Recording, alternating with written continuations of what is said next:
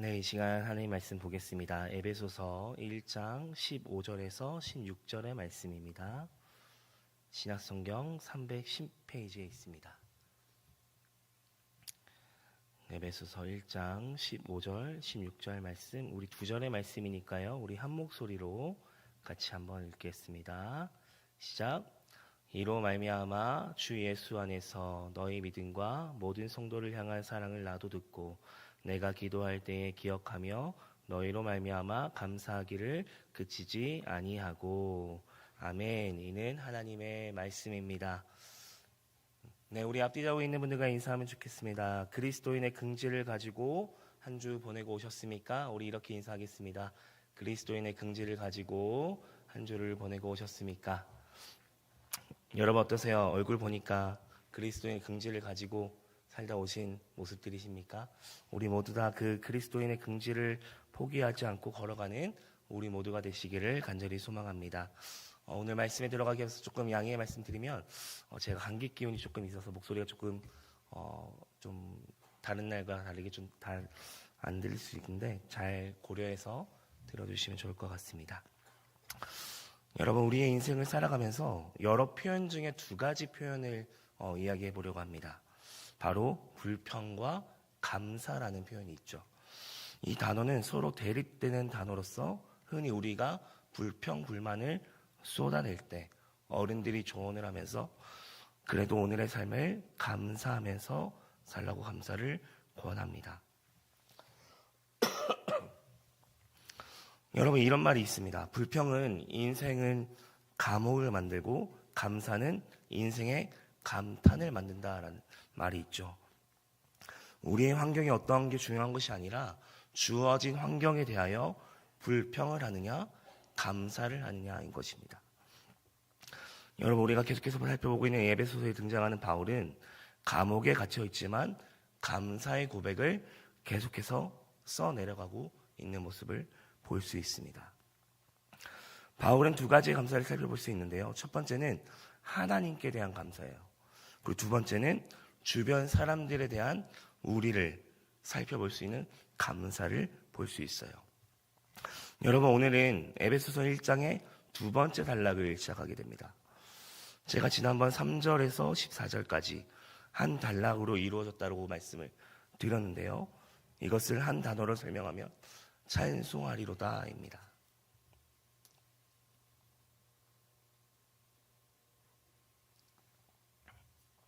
그리고 오늘부터 시작되는 두 번째 단락, 굉장히 긴 문장을 가지고 23절까지 바울의 기도문으로 한 문장으로 이루어져 있습니다. 두 개 다 바울의 기도에 대한 내용이라는 것이에요. 지난주까지 살펴봤던 말씀은 축복의 기도였죠. 바울이 에베소 교인들을 향해 축복하는 기도입니다.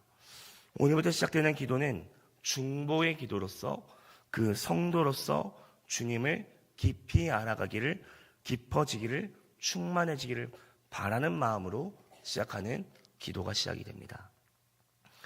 여러분, 1장 후반부를 시작하는 오늘부터 바울의 기도를 함께 살펴보려고 하는데요.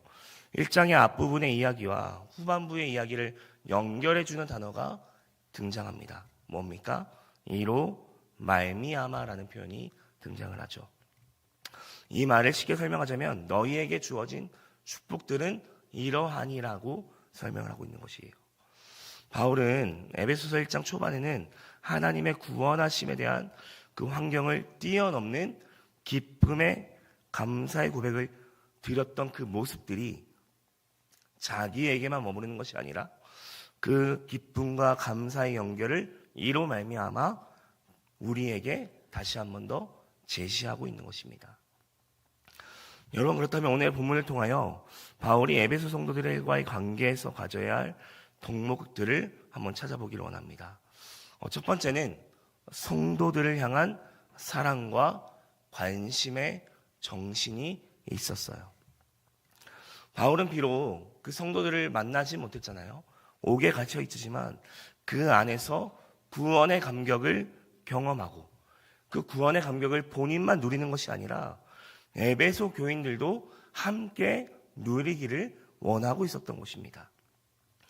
여러분, 이것은 마치 어머니의 마음과 같아 보입니다. 어머니들의 마음은 어떻습니까? 자식들이 밖에 나가 있으면 밥은 먹고 다니는지, 혹은 지방에 내려가 있거나 해외에 가 있거나 군대에 가 있으면 잘 지내고 있는지 밤낮으로 걱정하는 것이 바로 어머니의 마음 아니겠습니까? 바울은 이와 같이 에베소 교인들과는 만나지 못했지만 어머니의 마음처럼 바울만 누리면서 사는 것이 아닌 지금도 힘들어하고 있을 그 에베소 교인들을 향해서 걱정하는 마음으로 그 편지를 써내려갔던 것입니다. 여러분들 주위에 하나님을 믿지 않는 가족이나 친구 혹은 정말 꼭 함께 누리고 싶은 분들이 있을 거예요. 여러분들이 만약 바울이 누렸던 그 구원의 감격의 회복이 되면 누가 먼저 생각이 나야 됩니까? 제일 먼저 그들이 생각이 나야 되는 것이에요. 하나님을 알지 못하는 그들이 먼저 떠올라야 된다는 것입니다. 한편으로는 우리가 그 구원의 기쁨을 누릴 수 있어서 너무나도 기쁘지만 한편으로는 그들을 생각하며 아직도 구원의 감격을 받지 못하고 있는 것에 대해서 우리는 걱정하고 주의를 돌아봐야 된다는 것입니다. 여러분, 더 놀라운 사실은 바울이 이 편지를 쓸 때 에베소 교인들과 헤어진 지 4년, 5년이 지난 후에 이 편지가 기록된 사실이라는 것이에요. 여러분, 보이는 사람들에 대해서도 소홀해질 수도 있는데 바울은 보이지 않는 사람인데도 불구하고 4년, 5년 후에도 시간이 지났음에도 불구하고 그것을 기억하고 소망하며 편지를 써내려갔던 것입니다. 여러분, 오늘 본문 15절 본문을 다시 한번 읽어볼까요? 시작. 이로 말미암아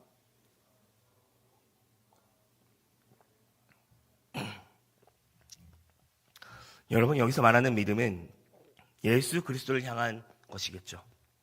그럼 사랑은 무엇입니까? 에베소 교인들을 향한 것이겠습니다. 그래서 믿음과 사랑이 같이 이루어져야지만 온전히 하나 될 수 있다라고 말하고 있는 것이죠.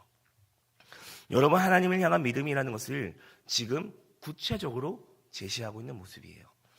이 믿음을 나의 주변 사람들에게 흘려 내보내는 것이 바로 사랑이라고 말하고 있는 것입니다. 그것이 바로 하나님을 향한 믿음과 연결이 되는 것인데요. 야고보서 2장 22절 말씀에 이렇게 기록하는데요. 같이 한번 읽어보겠습니다.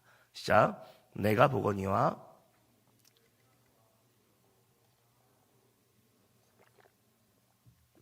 아멘.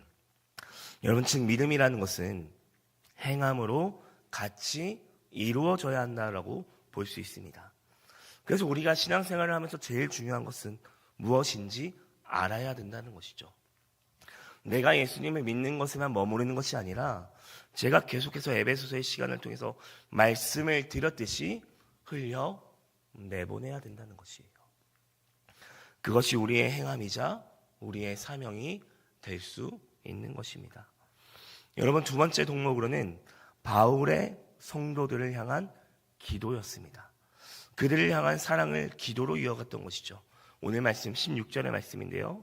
같이 한번 읽어보겠습니다. 시작. 내가 기도할 때에 기억하며 너희로 말미암아 감사하기를 그치지 아니하고. 아멘. 여러분, 예수님 믿는 우리들이 최고의 사랑의 표현은 무엇이라고 생각합니까? 바로 여러분들의 그 중보 기도에서 시작할 수 있다는 것이에요. 여러분, 우리는 이제 청년의 시대를 계속해서 걸어가는 것이 아니라 누군가를 만나서 함께 결혼을 하게 되죠. 그리고 행복한 가정을 이루면서 살아가기를 소원합니다. 또 행복한 가정을 이루면서 하루하루 살아가기를 소원하죠. 특별히 자녀가 태어나면 내가 살았던 것보다, 내가 누렸던 것보다 더 좋은 것들을 주기 위해서, 더 좋은 환경을 열기 위해서 우리가 노력하는 삶을 살아갑니다. 그런데 우리가 제일 많이 고민해야 되는 것은 믿음의 자녀로 어떻게, 또 믿음을 어떻게 표현해 줘야 되는지를 알아야 된다는 것이죠. 바로 그 정답이 오늘 바울의 기도에서 등장합니다. 바로 우리의 믿음에 대한 사랑의 표현은 다른 물질적인 것이 아니라 세상에 화려한 것이 아니라 바로 기도라는 것이에요. 한 영혼을 위해서 기도하는 것입니다.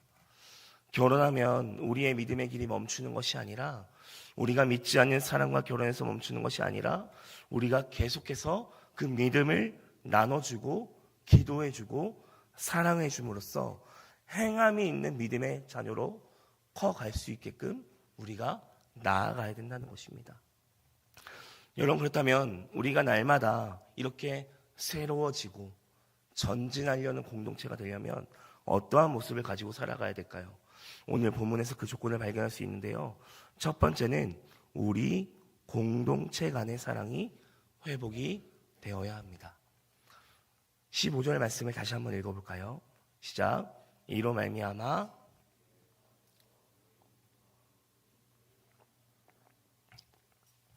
우리의 믿음이 하나님을 향한 수직적인 것을 의미한다면 공동체를 향한, 이웃을 향한 그 사랑은 수평적인 것을 의미하고 있는 것이죠.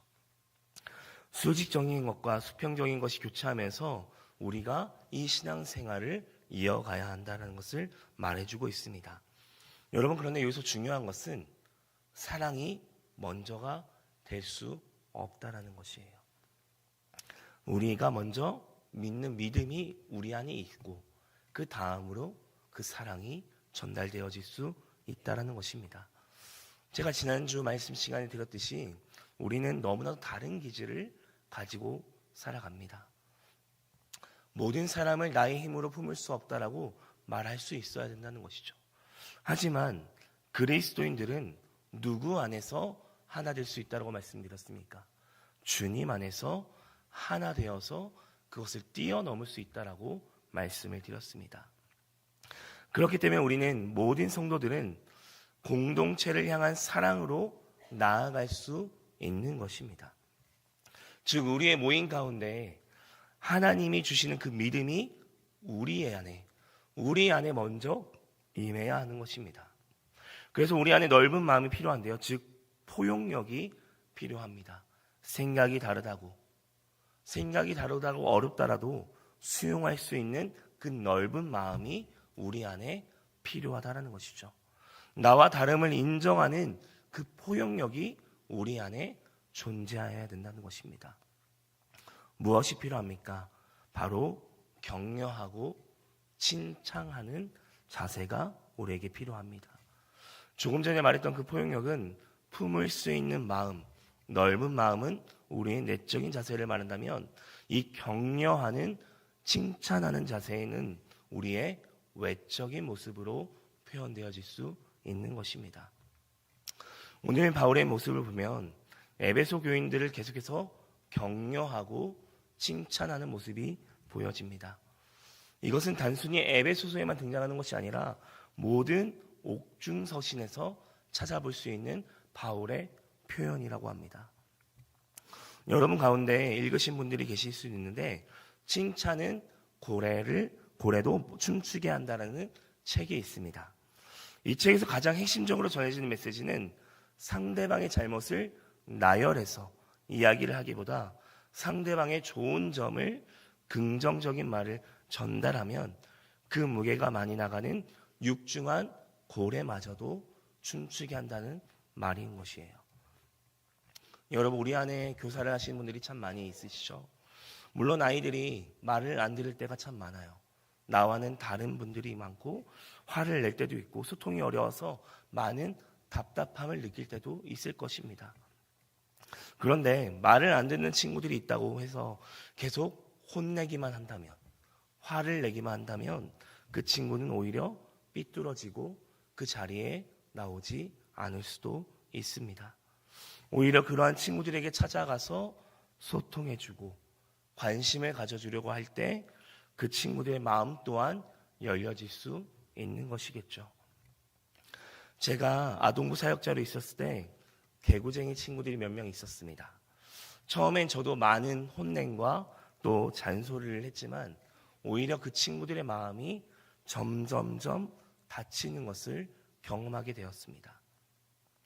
그래서 어느 날부터 그 친구들과 어떻게 하면 잘 친해질 수 있을까 고민하면서 소통하고 오히려 작은 것 하나에게도 관심을 가져주다 보니까 오히려 그들의 마음이 열려져서 먼저 찬양하고 함께 기도하는 모습을 보게 되었던 것 같습니다. 즉 무엇입니까? 우리 공동체 안에 사랑이 회복이 되려면 넓은 마음과 격려와 칭찬이 함께 동반되어야 한다는 것입니다. 그래서 요한복음 13장 34절에 이런 말씀이 나옵니다. 같이 한번 읽어보겠습니다. 시작. 세 계명을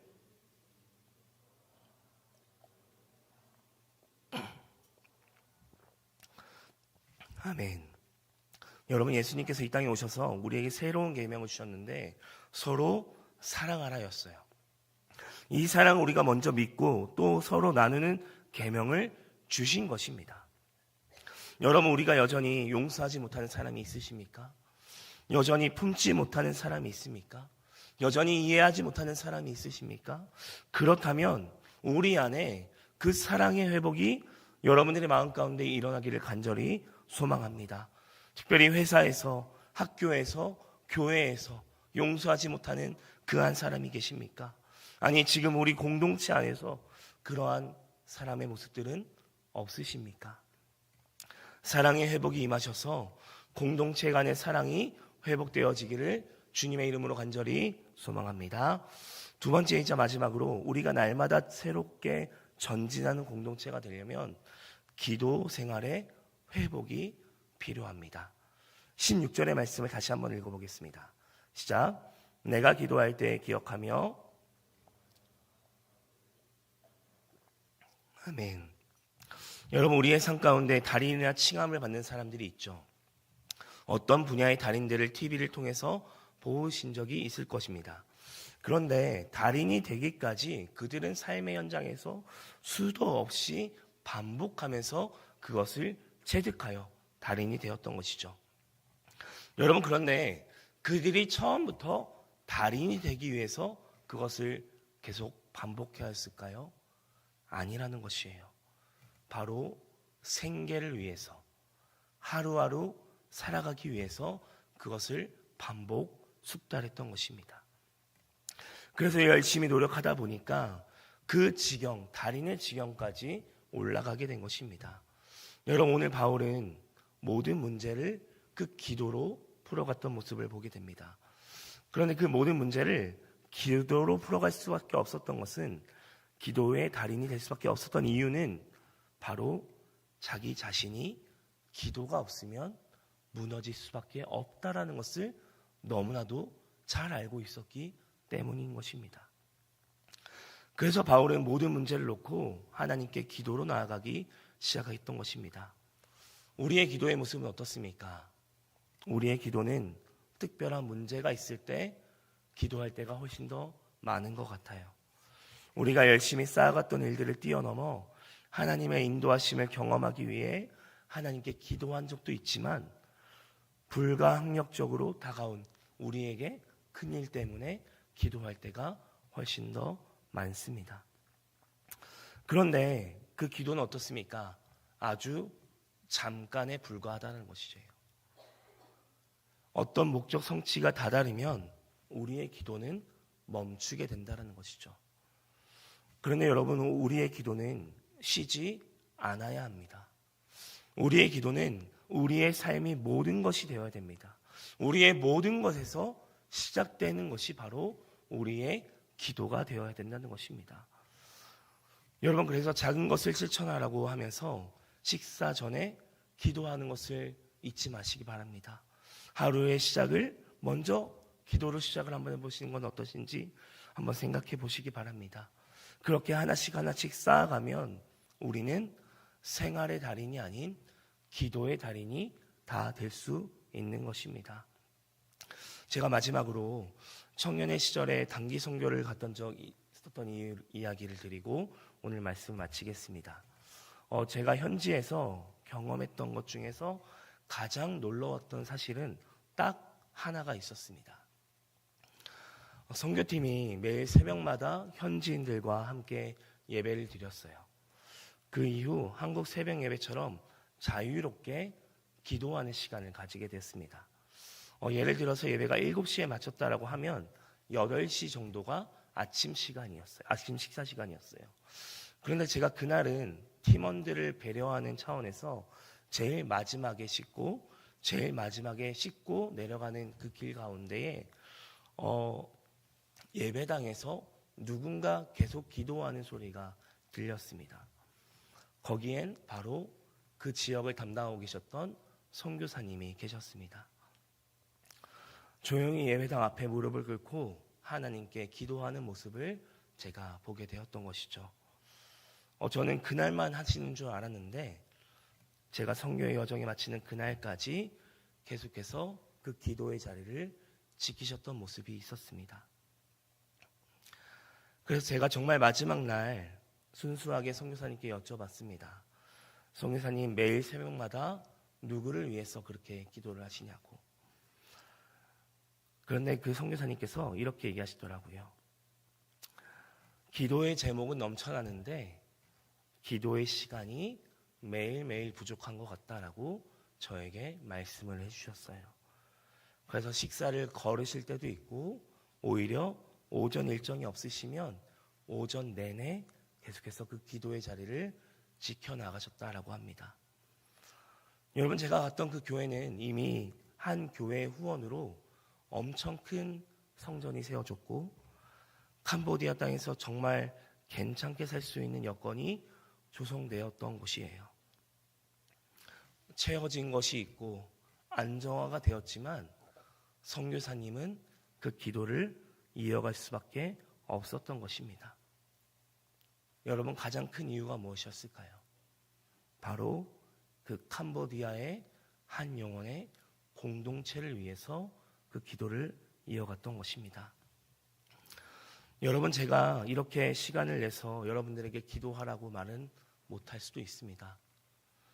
하지만 저는 그 기도의 훈련이 많이 부족함을 알고 매일 기도하지만 그 기도의 분량이 절대적으로 부족하다는 것을 제가 깨닫게 되었어요. 그래서 제가 선교를 다녀와서 하루도 빼먹지 않고 하는 것이 하나가 있습니다. 하루에 시간을 떼서 하나님께 기도합니다. 기도의 분량이 중요한 것이 아니라 여러분들의 기도가 끊이지 않고 이어가는 그 시간들을 통해서 하나님께서 일하실 것이기 때문입니다. 사랑하는 여러분, 누군가가 시켜서 하는 기도가 아니라 여러분들의 마음의 벽을 허물어 주시는 그 하나님께 우리의 삶의 고백으로 이어지며 나아가는 우리의 모든 인생들 되시기를 주님의 이름으로 간절히 소망합니다. 그렇기 때문에 사랑하는 여러분, 하나님께 고백하십시오. 여러분들의 삶을 하나님께 이야기하십시오. 공동체의 사랑을 하나님께 기도하십시오. 회복하지 못하는 우리의 모습들이 있다면, 나의 욕심들이 있다면 하나님께 기도하십시오. 그렇게 기도를 시작할 때 우리 공동체 안에 하나님께서 놀라운 은혜를 베풀어 주실 것이라 믿습니다. 우리 모두 그러한 공동체 되기를 주님의 이름으로 간절히 소망합니다. 말씀을 맺겠습니다.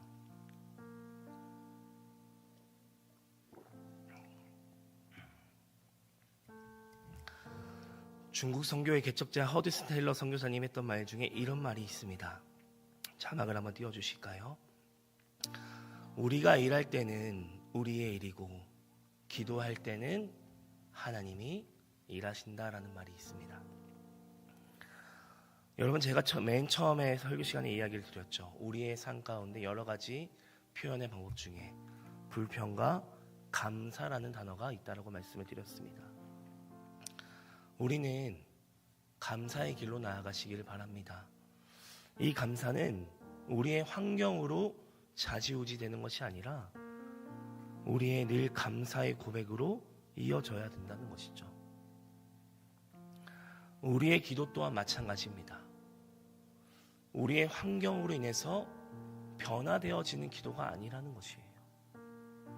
우리의 삶에서 계속해서 그 믿음의 고백이 흘러나와야 된다는 것입니다. 왜입니까? 조금 전에 허드 스텔러가 이렇게 얘기했잖아요. 우리가 일하면 우리가 일하는 것이지만 우리가 하나님께 기도하면 하나님께서 일하시기 때문이에요. 사랑하는 여러분, 우리의 인생을 날마다 그 삶의 고백으로 이어질 때 하나님의 일하심을 경험하시기를 주님의 이름으로 간절히 소망합니다. 그리고 더 나아가서 우리의 공동체가 그러한 공동체가 되기를 바랍니다. 우리가 구원을 받은 믿음의 공동체 아닙니까? 그러면 이제 어디로 이어져야 됩니까? 사랑의 공동체로 이어져야 돼요. 나 혼자만 믿음을 잘 지키는 것이 아니라 지금도 혼자 있는 그 영혼에게 우리의 손을 뻗어줄 수 있는 우리의 믿음의 용기가 있어야 된다는 것이에요.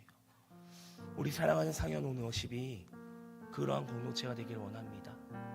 나만 누리는 그 인생의 복음이 아니라 나에게 주어진 그 은혜를 누군가에게 흘려내보낼 수 있는 그 사랑의 공동체가 되기를 주님의 이름으로 간절히 소망합니다.